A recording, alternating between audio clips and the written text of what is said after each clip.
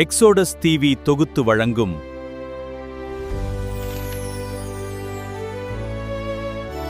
அருளுரை துளிகள். அன்பான சகோதர சகோதரிகளே, இயேசு கிறிஸ்துவின் இனிய நாமத்தில் எக்ஸோடஸ் டிவியின் அருளுரை துளிகள் நிகழ்ச்சிக்கு உங்களை அன்புடன் வரவேற்கிறோம். இந்த நிகழ்ச்சி உங்களுக்கு ஆசீர்வாதமாக இருந்தால் எங்கள் சேனலை சப்ஸ்கிரைப் செய்து லைக் மற்றும் ஷேர் செய்து மற்றவர்களும் தேவனுடைய வார்த்தையால் ஆசீர்வாதம் பெற உதவுங்கள். தேவனுடைய பரிசுத்த நாமம் மகிமைப்படுவதாக. இந்த ஆசீர்வதிக்கப்பட்டதான நல்ல காலை வேளையிலே அருளுரை துளிகளின் மூலமாக உங்களை சந்திப்பதிலே நான் மிக்க மகிழ்ச்சி உள்ளவனாக இருக்கிறேன். இன்றைக்கும் வேதத்திலிருந்து சில காரியங்களை கற்றுக்கொள்ள கர்த்தர் நமக்கு கிருபை செய்வாராக. நாம் வாசிக்கலாம். 1 கொரிந்தியருக்கு எழுதின நிருபம் 8ஆம் அதிகாரம் அதனுடைய 3ஆம் வாக்கியத்தை நாம் வாசிக்கலாம். 1 கொரிந்தியர் 8ஆம் அதிகாரம் 3வது வாக்கியம். தேவனில் அன்பு கூறுகிறவன் எவனோ அவன் தேவனால் அறியப்பட்டிருக்கிறான். பிரியமானவர்களே, இந்த உலகத்தில் பலவிதமான அன்பு இருக்கிறது. ஆனால் தேவனிடத்திலே அன்பு கூறுவது என்பது ஒரு சிறப்பான ஒரு காரியமாகும். தேவனிடத்திலே அன்பு கூறுகிறவனை தேவன் நன்கு அறிந்தவராக இருக்கிறார். ஆக தேவன் அவனை அறிந்திருக்கிறபடினாலே அவனுடைய வாழ்க்கை முழுவதும் தேவனுடைய கரங்களுக்குள்ளாக, தேவனுடைய திட்டத்துக்குள்ளாக இருக்கிறது. சகலத்தையும் தேவன் அவனுக்கு தேவையானவைகளை கொடுக்கக்கூடியவராக, நன்மை செய்யக்கூடியவராக இருக்கிறார் என்பதிலே சந்தேகங்கள். ஆனபடினாலே தேவன் நமக்கு சொல்லக்கூடிய காரியம், நாம் தேவனிடத்திலே அன்பு கூறக்கூடியவர்களாக இருக்கிறோமா என்பதை நாம் சிந்தித்து கொள்ள வேண்டும்.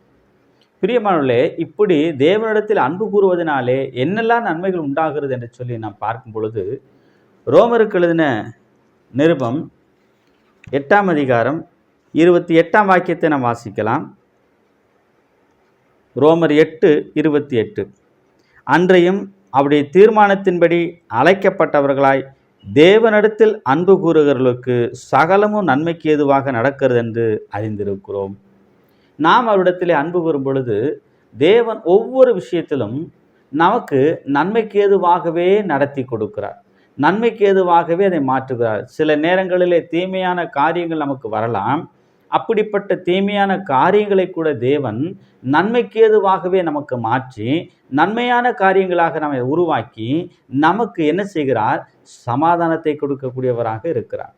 பிரியமானவர்களே, இதை எப்படி பெற்றுக்கொள்ளுகிறோம் என்று சொன்னால், தேவனிடத்திலே அன்பு கூறுவதினாலே பெற்றுக்கொள்ளுகிறோம். அவரிடத்திலே அன்பு கூறுகிற ஒவ்வொருவரும் உண்மையும் உத்தமத்தோடு அவரை அன்பு கூற வேண்டும். அப்படிப்பட்ட அன்பிலே வாழுகிற வளர்கிற யாராக இருந்தாலும் சரி, அவர்களுக்கு தேவன் சகலத்தையும் நன்மைக்கு எதுவாக மாற்றி கொடுக்க. நம்மை சுற்றிலும் இருக்கிற அநேக தீமையான காரியங்கள் உண்டு. ஊழியத்தின் காரியங்களிலே தீமை உண்டு.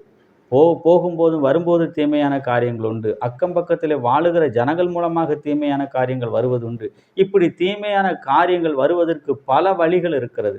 ஆனால் தேவன் எப்பேற்பட்ட தீமையும் கூட நன்மையாக மாற்றுகிற வல்லமையுடையவராக இருக்கிறார். அப்படிப்பட்ட வல்லமையுடைய தேவனிடத்திலே நாம் அன்பு கூறுவதனாலே தேவன் நமக்கு செய்கிற நன்மை தீமையை நன்மையாக மாற்றுகிற வல்லமையுடையவராக இருக்கிறார்.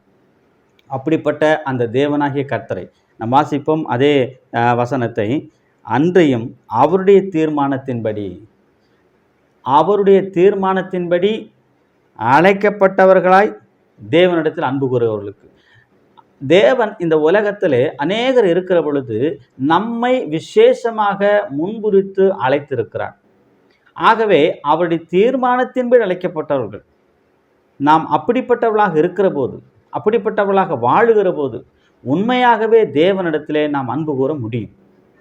எந்த சூழலில், எப்பேற்பட்ட சூழலிலும் அன்பு கூறலாம். நமக்கு சிலருக்கு பணம் இருந்தால் சந்தோஷம் இருக்கும், தேவனிடத்தில் அன்பு இருக்கும், பாட்டு பாடுவார்கள், அதிகமான சந்தோஷத்தில் என்ன செய்வார்கள்? அவர்கள் அநேக காரியங்களை செய்வார்கள். ஆனால் சில நேரங்களிலே நாம் நினைப்பது நடக்கவில்லை, கையிலே பணம் இல்லை என்று சொன்னால் சோர்ந்து போவார்கள் அநேகர். அதனாலே சந்தோஷம் இல்லாதவர்களாய் காணப்படுவார்கள். காரணம் என்னவென்று சொன்னால், கையில் பணமே இல்லை பிரதர், கையில் எதுவுமே இல்லை பிரதர், வாழ்க்கையே சோர்ந்து போனமாக இருக்குது, வாழ்க்கையே சூன்யமானமாக இருக்குதுன்னு சொல்லக்கூடியவர்களாக இன்றைக்கி நிறைய பேர் இருக்கிறத நம்ம பார்க்க முடியும்.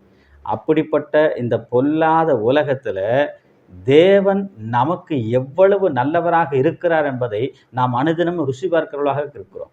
சங்கீதக்காரர் கர்த்தர் நல்லவர் என்பதை ருசித்து பாருங்கள், அவர் மேல் நம்பிக்கையாக இருக்கிற மனுஷன் பாக்கியவான் என்று சொல்லுகிறான். அப்படி தேவனை ருசி பார்க்கிற அனுபவம் தான் தேவனிடத்தில் அன்பு கூறுவது.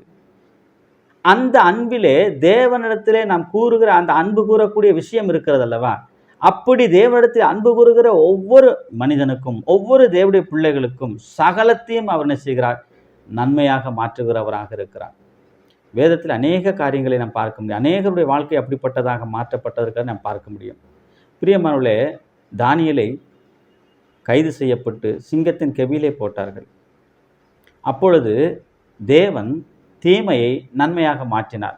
சிங்கத்தின் வாய்களை அடைத்து தேவன் தாவீதுக்கு நன்மையானதை செய்தார். அவருடைய ஜீவனை காப்பாற்றினார். அநேக காரியங்களை அவளை கொண்டு செய்ய முடிந்தது. இப்படிப்பட்ட வல்லமை தேவனாகிய கர்த்தர் தான் நீங்களும் நானும் அன்பு கூறுகிற தேவன். தொடர்ந்து அவரிடத்தில் அன்பு கூறுவோம், அவருடைய விசுவாசத்திலே நிலைத்திருப்போம், தேவனிடத்திலே நன்மையை பெற்றுக்கொள்வோம், அவருக்காக வைராக்கியமாய் வாழ்வோம். தேவனாகிய கர்த்தர் உங்களுக்கும் எனக்கும் அப்படிப்பட்ட கிருபைகளை கொடுப்பாராக. ஆமென்.